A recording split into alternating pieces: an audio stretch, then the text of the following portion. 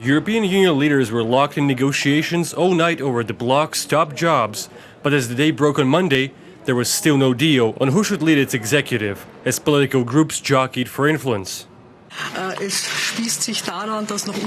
The problem is that it has still not been possible to reach an agreement in the direction that is very important to me and others, namely geographical balance, gender balance, the majority vote, and take into account of the results of the elections to the European Parliament.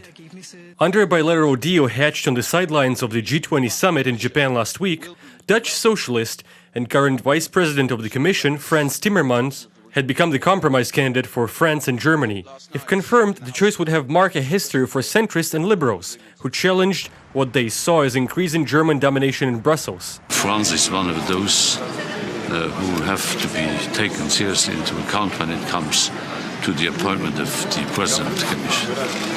But Timmermans' nomination was met with fierce opposition from Eastern European leaders, as he repeatedly accused Poland and Hungary of violating civil rights. Romania, but also Czech Republic, Slovakia and Croatia, as well as Ireland, took to the side of the Visegrad Group against Timmermans.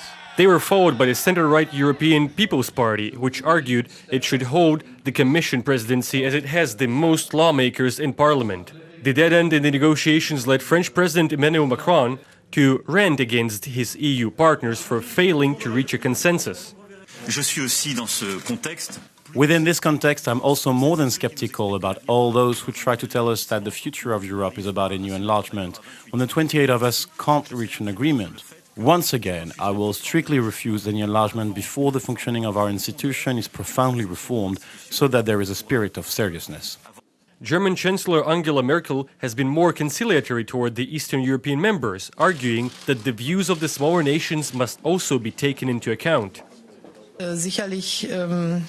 We have to pay attention to the fact that we have smaller and bigger countries in the Visegrad Group. To vote against the whole Visegrad Group and then a country like Italy, that would be really difficult. I would also be unhappy if some would vote against Germany without paying any regards to our concerns and interests.